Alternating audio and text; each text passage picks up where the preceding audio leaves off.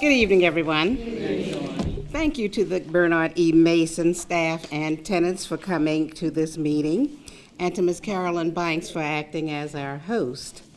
We're here this evening as the Senior Campanion Advisory Council identified the need to increase the number of senior volunteers to act as companions.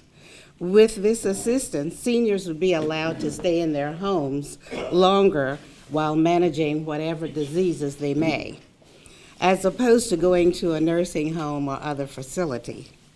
We as seniors, and I'm one, need all of the assistance that can be offered. As with everything else, the groundwork has to be delivered, and that is why we are holding these types of meetings, to get out to the community to let the community know that we exist, and to solicit your help. Being in partnership with the University of Maryland Patients Program gives us a launching pad to institute this tool. We applied for and received a grant from the Patient-Centered Outcome Research Institute, referred to as PCORI, to pursue this project. As the project lead, when I attended this conference in Chicago, their main subject was developing good and sound partnerships and community relationships.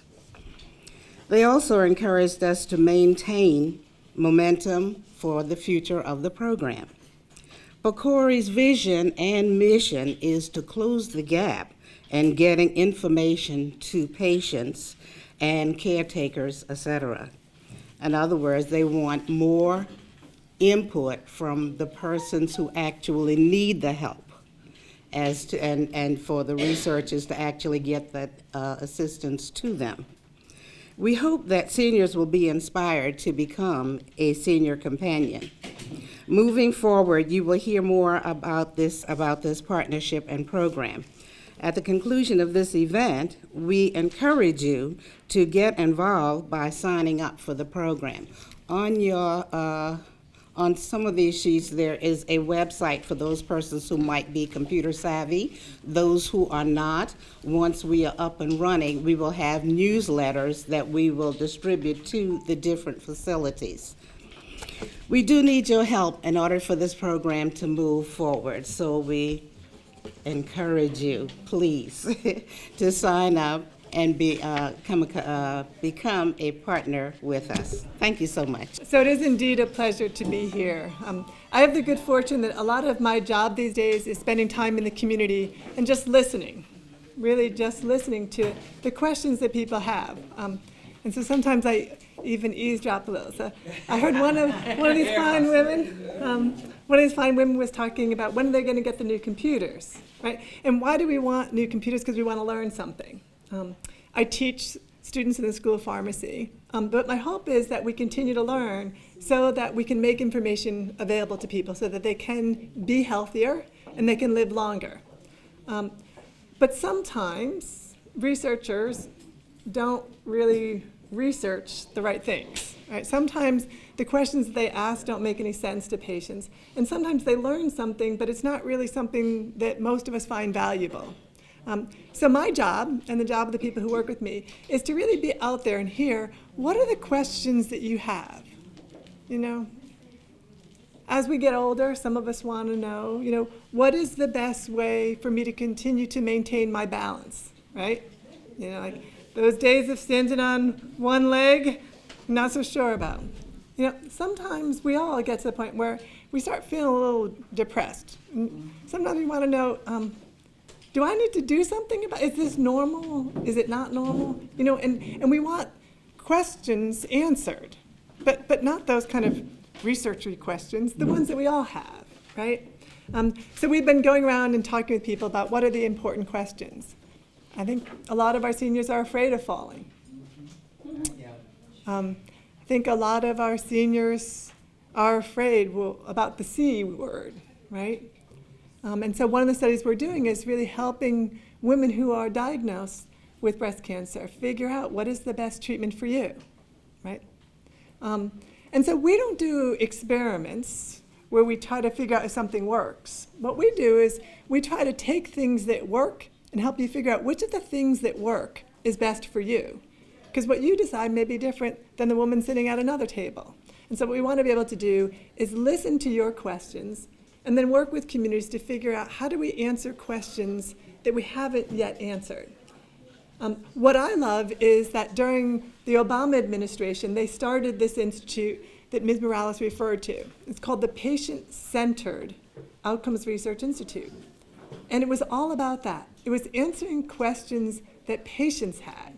And so it was flipping research on its head and saying, we've done the wrong type of research in the past. We haven't answered questions that people understand, and we haven't answered questions that people care about. So this institute will only fund research if, one, the question was developed by real people with that disease, right? And they'll only fund it if it takes advantage of learning about things that we already know work. In other words, we're not experimenting on people to see if something good or something bad will happen. We take things that we know already work, and we say, of two different things, how do we know which is best for you, right? So if there's a pill that can reduce that pain in your knee, and then there's another pill that somebody else is telling you, how do you know which of those two pills is right for you? Or how do you know whether wrapping that knee in a bandage is better than that pill? And those are the types of questions that we're trying to answer. So I'm here today to hear what questions you have, and I bring those back to the university, and then we try to answer them with individuals such as yourself or with other individuals who may be affected by these conditions.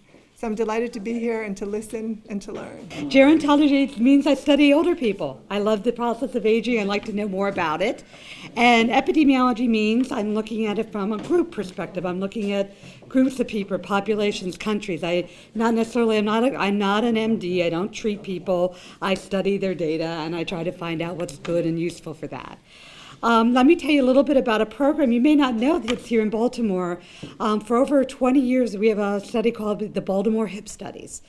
So my department chair, Jay Magaziner, started this study, and actually, my math is wrong, he started in the 1980s, so it's actually older than that, where we look at people in the hospitals around here and who fracture their hip and try to understand why some people do well and why some people don't do well. But, so that's sort of after the fact, but I think, a lot of what we've been talking about in terms of falls and things like that are before the fact. So the best thing for hip fracture is not to have a hip fracture, correct?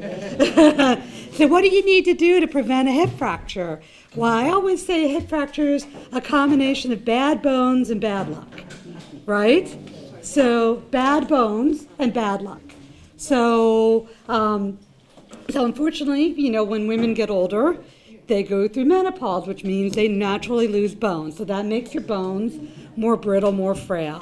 And so that's why, I don't know if you've ever had a test of your bone strength or how big your bones are, or been told to take lots of calcium and vitamin D. That's why, because your bones, we stop building bone when we get into our adulthood, and we start losing it as we get older. And so if you've got bad bones, you might only have one fall, and that's a bad thing. If you've got good bones and you've got a really bad fall, that may be another thing. And so the other thing I study is I'm interested in people who have dementia, right? Alzheimer's disease, all those things, which, again, nobody wants, right? And we don't know exactly how to prevent it, but there's a lot of information on there that the best way to prevent it is probably being active and healthy, getting around. And so the one thing that really concerns me is when people are afraid of falling, they don't get around. And they may say, I'm not going to do things. And that's probably like the worst thing you can do, because you get weak. And then you're not keeping your heart healthy. And you might get a little confused. And the stronger you are, the healthier you are, the better you're going to be at preventing a fall, at preventing dementia, at preventing all those things. And then just a little word about some of the work I'm trying to do, and then I'm going to open it up, because I'm interested in that intersection. Because again, you get people who have dementia, Alzheimer's, they don't always pay attention to what they're doing, they're not always very thoughtful, so they fall a lot. So unfortunately, there's a lot more of them who break their hip than generally. And then they don't do as well after they break their hip. And it's really hard for them to learn new things or to go back to where they are. And we also know that just the process of the surgery, the pain, everything that goes on with the hip fracture makes people delirious. And I don't know if you've heard the word delirium, but if mom's okay or you're okay this moment and 2 minutes later you're not okay, that's not aging, that's not dementia, that's either a stroke or delirium. And delirium is something that happens pretty quickly, and we see that in a lot of our hip fracture patients. And we'd like to, it's probably because of other things. It's probably because the meds you're on, you're not getting the right food, you got an infection, something else is going wrong, because you don't just start acting, like you don't know where you are all of a sudden. And so these things are very common after fracture, and I'm actually trying to do some work to help people after they fracture their hip who've got some of these cognitive things, especially if they're thinking about going back home, because I think you go home and then you probably have a caregiver, your family member, your friend, and maybe be really concerned about you. And again, one of the things we do for the people we love is we take care of them, but you can over take care of them. And the other thing is you just sit and I'll bring you things. What does that do? That makes you weak. Right. You don't want to be weak. Because the problem is you're going to have to get up, you're going to have to go to the bathroom, you're going to have to do things, and then when you do, you fall. And that's when the bad things like breaking your hip happen. So those are just sort of what I'm interested in and the things I want to do, but I'd like to hear more about what questions you have for me, because I could talk on and you use words you may not know and just go on because it's a passion of mine. So does anybody have any comments or questions about the things I was saying? Yes, sir. Yeah, I was going to ask you about the Alzheimer's, because my family is passed down from grandmother to mother, right? And now the other family member is concerned that eventually, she will be getting it as well, Yeah. And my, unfortunately, my mother-in-law, she had to be placed into a nursing home because of that fall thing. And Right, it's on hard. and off, at night and so forth. So it's an issue that we don't discuss as much because of the fear factor, but at the same time too, it's inevitable. Right. Because it's hereditary. Right. And unfortunately, we can't cure it. Right. We might be able to slow it down. But the things you can do to prevent it are the really important things. Keep yourself physically and active. Right. Try not to have the heart attacks and things that actually make it worse. Keep yourself, have a good life, enjoy yourself. And then, yes, there's some genes. Unfortunately, there's some aspects of the family, but it's not 100%. Right. I mean, we've seen twins, and they both make it into their 80s and 90s, and one gets it and one doesn't. Why is that? And, we think there's a lot of other things going on. Your healthy lifestyle, your things you eat, being active, that's physically and cognitively, trying to learn new things. Come in here and listen to people talk. Might be very helpful for you. I had a two-part question. I'm sorry to say. Okay. And the second thing was my sister, Yeah. even though she's deceased now, you talk about the hip, right? She had a fall, terrible fall. Right. Even though she was active, but she fell, and it was a bad thing. Right. And what happened during the course of her injuries and reparation for her hip, they found that she had cancer, and she died within about 6 months. Oh, that's sad. That's so sad. And again, that's the one thing we do find, that cancer and Right. often some of those things, that's another reason people's bones get bad. And, people may have very healthy bones, but you get certain kinds of diseases and it's, but the other thing I also want to think, and other than the fact that when you have something like that, if you were walking before, or you were active before and you break your hip, there's no reason you can't be back there at some point. And in some cases, you probably weren't where you should have been to begin with, so can we make you better, could you get better and try to prevent the next? Because unfortunately, people who fracture their hip are also at a high, they fracture their hip again. And, you think you recover from one thing and then another thing happens. Yes, ma'am, you had a question?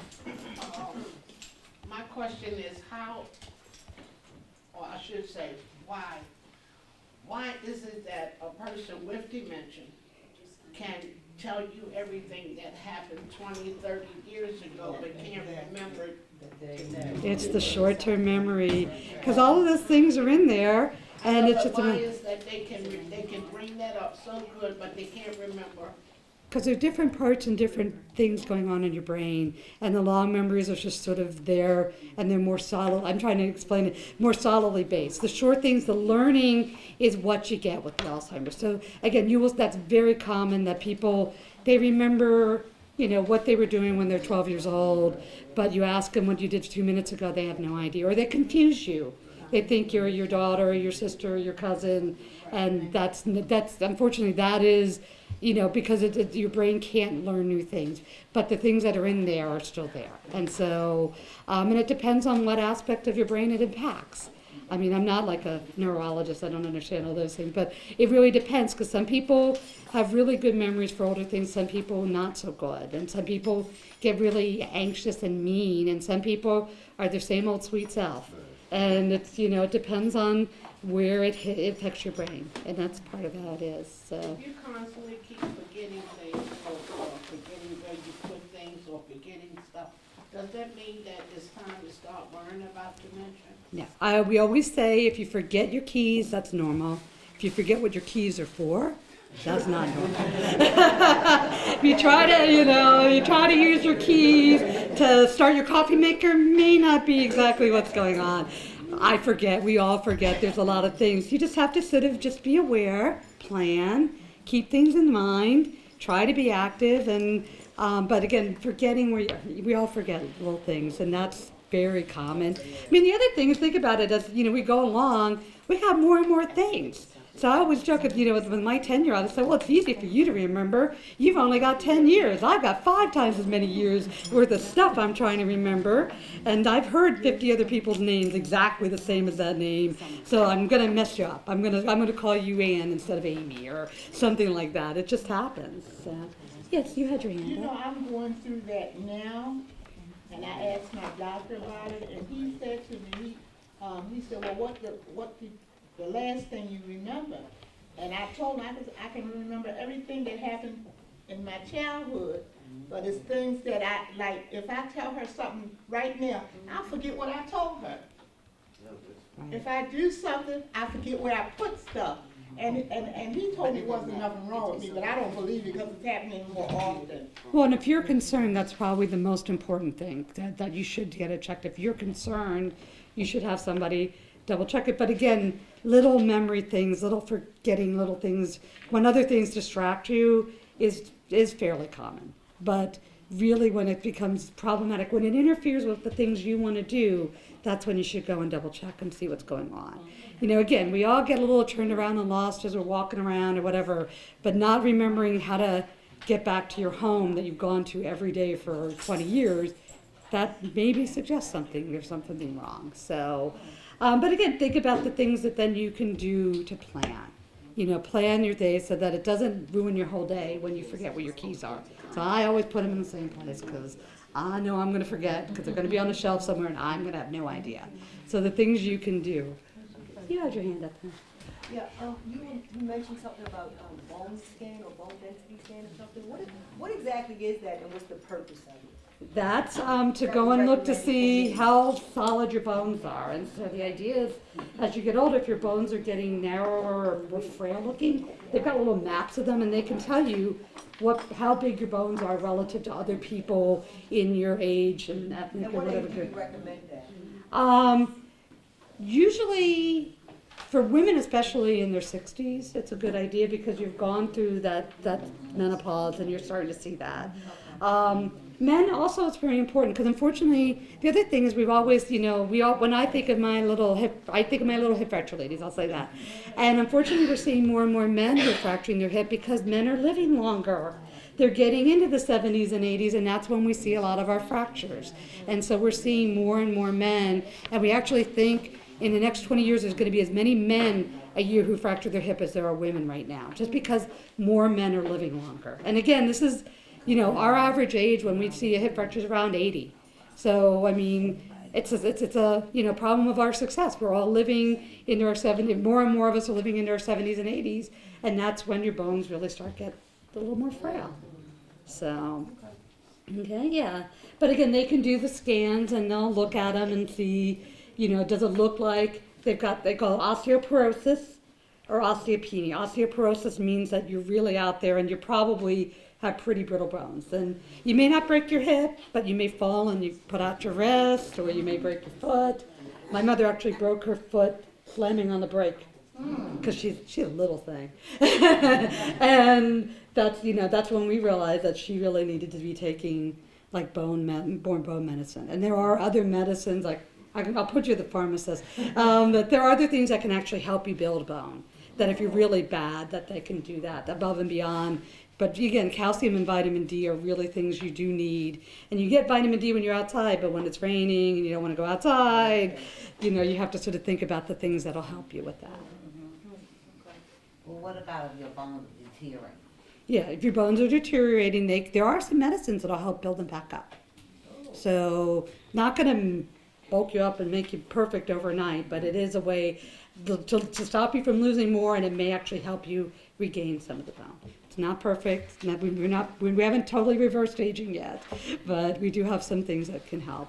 And again, things like being active actually do help your bones. So, I mean, I can't give you a pill for exercise, or I'd be taking it, obviously. I had that man called Arthur.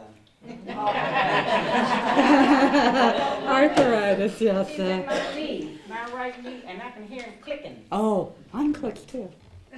Mine clicks. And unfortunately, it's one of the things I know, if I walk more, it's actually eventually going to get better, because it hurts the first thing in the morning, you got to get up. But then the more you get in it, the better you better it feels. And if it's really bad, you might, you can always consider some surgery. I don't know, My doctor wanted to give me a knee replacement. Well, if you've got like really degenerative, like your knees are really bad, sometimes they'll do it, but I don't know. Give me a cortisone shot. And that feels good? Some of the fluid out. Okay. Don't help that much. Right. 2 weeks. Well, again, but I know I've had my knee ACL replaced, and it hurt. And then when I was on the bike, it's like, yeah, it was great, but then I don't get on the bike and it hurts again. So that's the problem. So. Yeah. I have a question. What about vitamin K? Is that good for it? And Baron, is that good for it? Not that I've known. I mean, certainly, and the other thing is for most vitamins and things, it's really if you're like low, just taking extra of a lot of things typically hasn't been found. And to be honest, I've not seen anything that says things that'll prevent dementia or the hip fracture. No. But in terms of arthritis. for arthritis. Now, I'm not an arthritis expert, so I don't know. But again, and that's the other thing is if you do talk, you go to your doctor and they give you all these meds, and if you don't tell them all the other things you're taking, you might get into trouble. I mean, grapefruit juice will interact with some things and other things. See, just because it's natural doesn't mean it may not do something funny with the meds you're on. So maybe it's helpful for somebody to know exactly the kind of meds you're taking. And again, think about some of the medications you take. If you take more than 3 or 4 or 5, then you get all these side effects. And some of these side effects make you dizzy.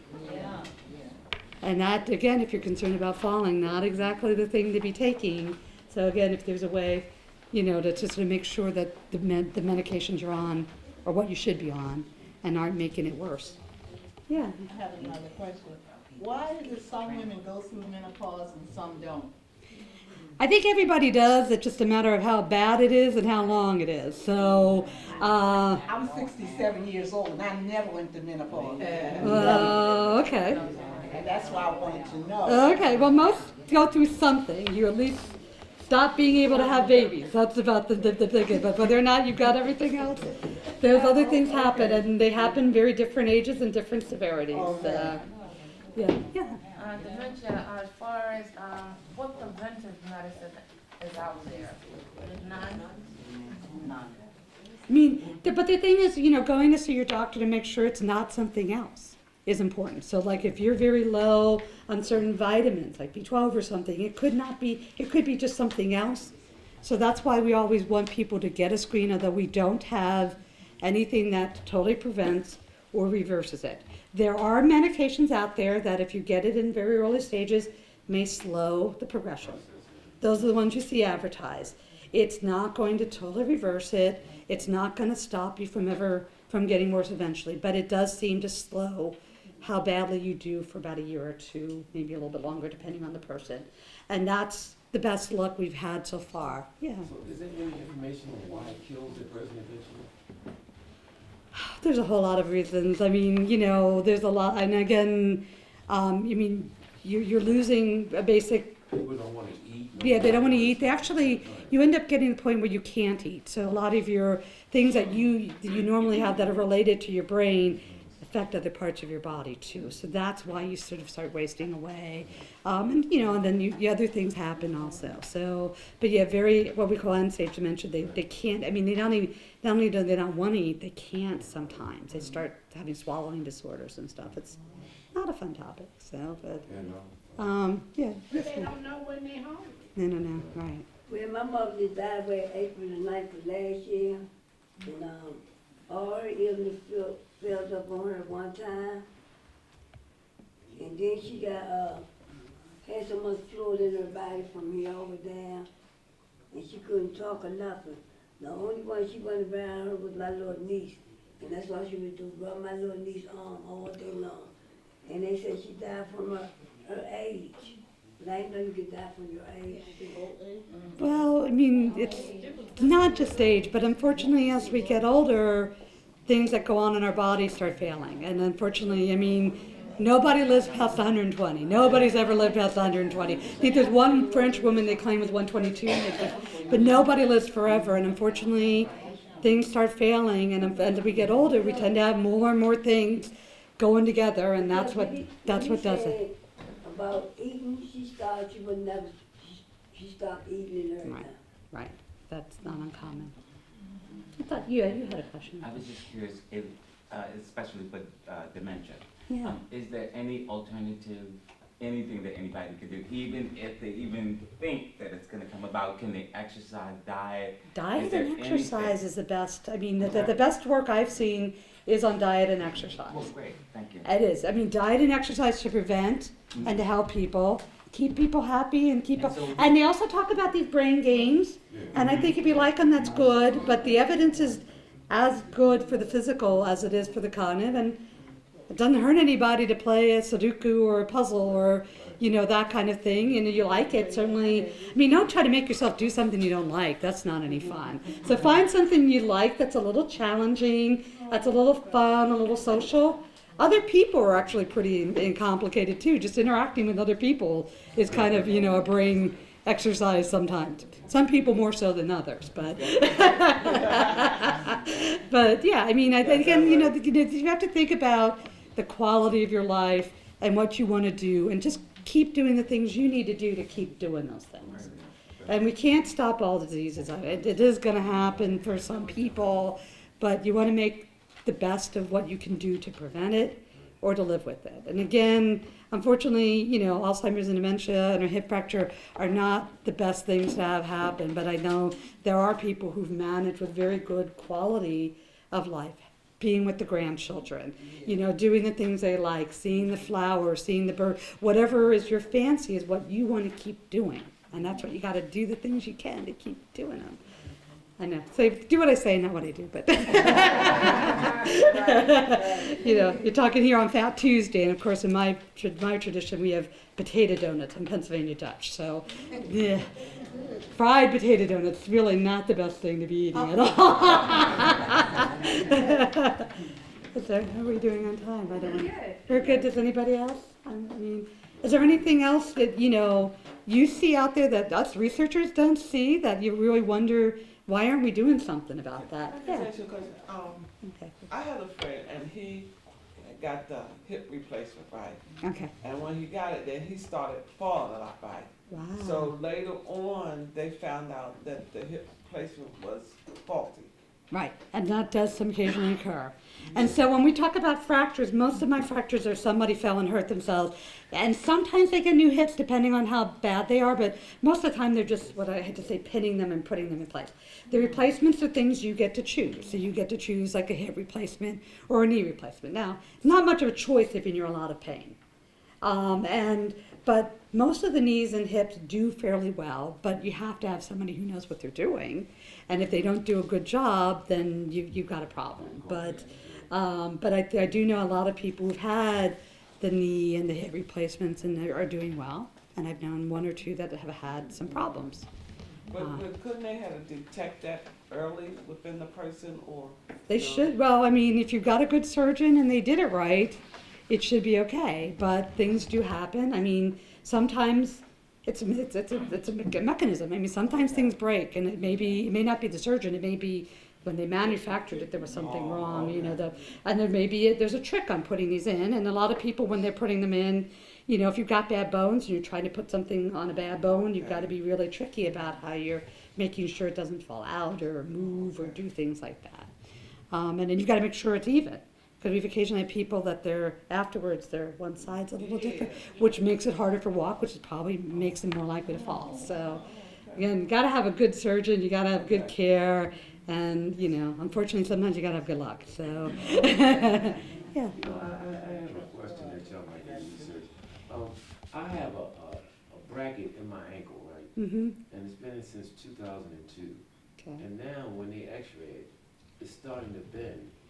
But I'm 60 years old and I don't have 15 months to give to being on crutches, you know? Oh, And I don't know if it'll be 15 months, but you know. for me, Yeah. And they want to take it out, but they want to put something else in. But I'm thinking, because they said metal is not good for our bodies no more. Now they're Right. putting plastic. Plastic. parts. So it's- Yeah, our hips have all, they used to be metal on metal, and now they're doing these plastic coated, and Right. they do seem to be better. And again, I know we've talked with electives, people often like, how long, because I don't want to go through this again Right. very soon, but, I mean, if it's bothering you every day, I think, you know, you may want to think about when you want to do it, because, you know, do you want to do it when you're 90? Do you want to do it when you're 80? Right, Do you want to, right. you got to sort of think, and we're getting better. The stuff they're doing lasts longer. So it used to be when you got something, it was going to go bad in about 10 or 15 years. They're getting better. So it's not like you're signing up to get it replaced every 5 years now. So that's the one good thing. Yeah, that you want to make sure, you know. Is it bothering you? If it's bothering you, you Ankle think about big it. as about that big. And the thing about it, I go to my podiatrist. She referred me to a doctor. I go next month up on Slade Avenue. Okay. And I'm contemplating, Yeah. you know, because. And ask them how people do and how long. I mean, is it really 15 months to be on crutches? Maybe it's 2 months. But Is see, it worth it? I don't want to have that replaced, and then later on you tell me, oh, the plastic's no good for you. Well, we're only as good as, I mean, as long as, I mean, so I can't tell you if the things that I put in today are gonna last 15 years, but I can tell you the things they put in 15 years ago are lasting longer than 15 years, and they think they have better things now, so we can only hope that it gets better and better and those kind of things. It's either one. I had wanted to say something on the dementia line. Yeah.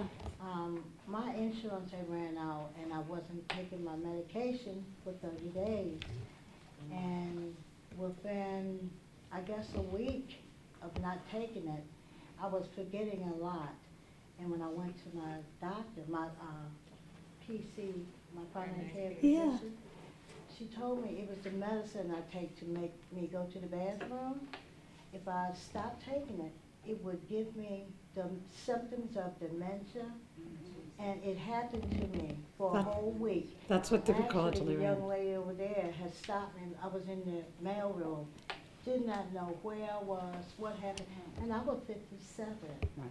then. So sometimes what we take That's what makes the it worse, doctor- sometimes Right. not taking it makes it worse. So with our hip fractures, they're in pain. Pain is gonna make you all Right. kinds of crazy, But so he you gotta have didn't- some sort of He medication, didn't yeah. tell me before he would issue the medicine, this is one of the side effects. Right. And you must continue to take it, or be, what you call, detained. Yeah, like yes, there's some meds you can't just stop Right, and a start, it medicine makes to it make worse. you go to the bathroom. Right. Just think, that would give you dementia.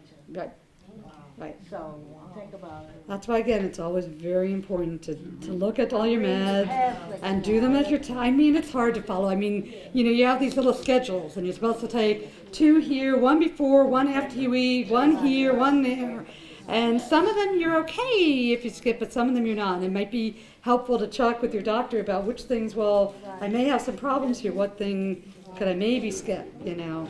Yeah. I've noticed since I've been on medication that it's a gamble either way. So you gotta actually pretty much feel your body, let your body talk to you, and then go from there.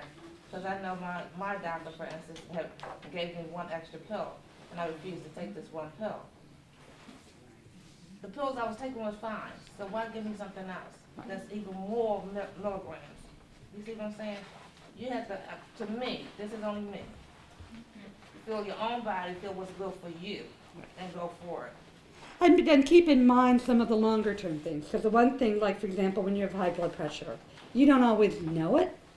Some people do. I mean, some of it's really high, really low, you've got, but some of the times you don't know. And if you didn't take your med, you know, like you're supposed to, you might have some really bad outcomes, even though you would feel pretty good until they didn't do. So again, you know, knowing a little bit about what that med is doing for you and what it isn't being, but you're right, if you feel something, you need to tell your doctor. If you're afraid of something or you don't want something to happen, you've got to sort of, it's up to you. That's the point of these patient things. You're the one that should know enough or be told enough for you to make the choices.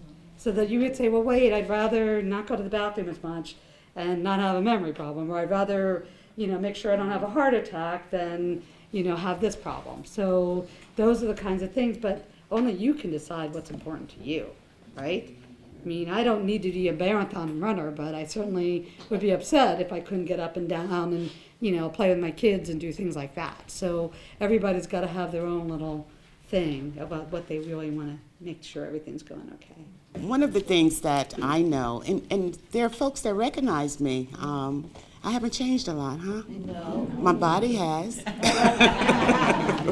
But one of the things that I recognized early on when it comes to aging, as Dr. Baldwin has indicated, nobody wants to get sick and end up in a nursing home, right? Right. Well, the Senior Campanion program allows people to get some assistance within the home that allow them to continue to remain at home. And the advisory council, I'm going to let Mrs. Reynolds talk about the program itself, but the Senior Campanion Program Advisory Council that I'm the president of, we support the program. We advocate for the program. That's why we are having these meetings. One of the things that I discovered, Mrs. Mack here, Church, Mount Lebanon, collaborated with Dr. Mullen's program, the Picori program. And I thought, that's what we need in order to make folks aware of the need, as well as possibly at some point be able to write grants to get money to hire more Senior Campanion volunteers, because there's a need, there's a long waiting list, okay? So that's the purpose for these meetings, is to inform the community about what we're about, as well as to hear from you what your needs are. And Dr. Balding answered a lot of questions that many of you had, and there's going to be more information provided tonight. Mrs. Reynolds, if you would come and talk a little bit about the program, the site supervisors. The Senior Campanion Program is very important, and as she said, it does help those persons that need help, to keep them in their homes, help them to live more independently for a longer period of time. One of the things that we specialize in is to keep the person's spirits high, even in troubled times, even when they're aching. It's always good to have somebody to joke and kid around with, just someone to sit and chit-chat with. And that is what a Senior Campanion will do. Provide some kind of socialization, because when we become older, we become more isolated. We don't feel like getting up and getting dressed to go places. We tend to want to sit home and look at television a little bit more. A Senior Campanion would be there to encourage you to get up out of the place, to go out, to see what's going on there, to engage more into what's going on in the world, to prevent that isolation.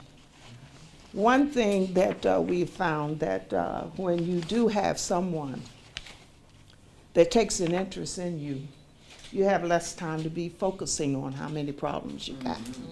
You start enjoying life a little bit more. The Senior Campanions that have provided services in this building, some of you might know some of them, Rosalie, Rosie, and Cecilia Brooks had been here, and Miss Doretha Prince is the person that has come here to provide some assistance in this building. We find that we just need more senior companions at this time. I think we have about 52, I think was that, about 52 volunteers. But we have a waiting list of folks that need help. Oh, way, way, way up into the hundreds. I mean, we have actually on file that we have maintained over 300, really, people in the city of Baltimore that need help. That's very difficult for the number of volunteers that we have. And the advisory council is doing all it can to encourage people to volunteer, even if they're willing just to give 15 hours a week. That means a lot to a lot of people. So what we're here to do is not only to provide some information about the program, we're here to encourage you to become a part of it. We have had it different points within the health department, provided opportunities for non-stipend volunteers. Those were people that came into the program but just did not want to be tied down to 15 hours, but still would like to volunteer to help another person. So we do provide those opportunities. The things mainly that you would be asked to do is not only the socialization to try to get the person out of their apartment and moving around, for that physical activity, but a senior companion is there to make sure that you're eating properly. Oh, yeah. That you're not skipping meals because you don't have the strength to even stand up at a stove to prepare a meal. The senior companion would be preparing light meals, would assist you with your laundry, would make sure that you're keeping your medical appointments. They can escort you to your medical appointments, take you to the movies, go shopping. Anything that you would normally want to do, a senior companion would be there to assist you to do those things. The senior companions are allowed to volunteer to assist another person, another senior, for a minimum of 15 hours a week. The maximum that we have now, well, we're supposed to have a maximum of 25, but we have had opportunities to serve for longer periods of time than that. The things that, as I have explained, are those things that that person really needs in order to stay in their home. Eating properly, as you were told, is very important. Many of our seniors are not eating properly.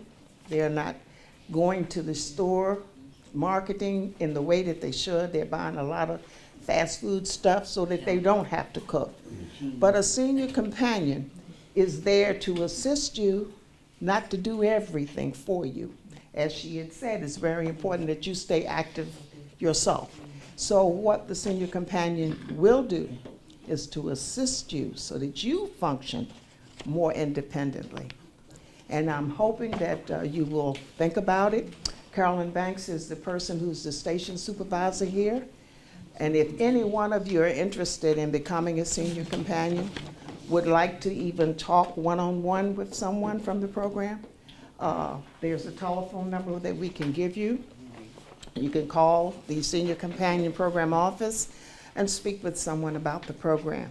If you need further information about the program, you can also talk with Carolyn Banks and she would assist you. If at any time the advisory council can be of any help to you, maybe just to come in and sign you up if that's what you're interested in, all you have to do is call and ask. And I will, and with other senior advisory council members, we will assist you in the enrollment process. So think about it. It's beneficial not only to the person that you will be serving, but it's also beneficial for you because it's a STEAM building to know that what you're doing something very important, that you're making a difference in someone else's life. And that is what is your reward for giving help to someone else. It always benefits you and makes you feel better about yourself when you know what you're doing is worth something. So consider the Senior Companion Program. Thank you. All right, All right. very good. You have a question? Yeah, I have a question. Is the senior program, is that like the personal home health care provider program? Similar. The difference is the persons that come from various agencies to provide help, they usually have maybe a couple hours that they'll come in and do certain things and they zip right back out. Senior Companion will stay there with you for a longer period of time, where the aides will come in and have to do perform some tasks, then they're gone. You have a person that you can be buddy with. You sit and chit-chat with, share secrets, have fun with. You can't do that with a provider as you're speaking of. So, and they're not paid. They're volunteers. They do receive a stipend, and that is a very small amount of money. It's only $2.65 an hour for their volunteer service, okay? And some folks have asked, would that make a difference in their rent? No, they cannot touch you. Congress says they can't touch you, so you get your $2 and your 65 cents. It is not supposed to affect any benefits that you have, okay? And cannot go up on your rent or take any other benefits that you might have, okay? All right? And you must be 55 years of age and older, okay? And the oldest volunteer we've had, she was 91 when she quit. The foundation of what I'm about to say, honestly, really does boil down to a couple of things in terms of some of the people that spoke. And the one I'm going to pull out right now is like, well, why would you be a senior companion? Would be the basic question. Why would you want to have to go take care of someone else? And one of the things that one of the young ladies who is actually a senior companion, I'm going on, but I did think it's important. What I thought she pointed out was the fact that how much joy that it brought her.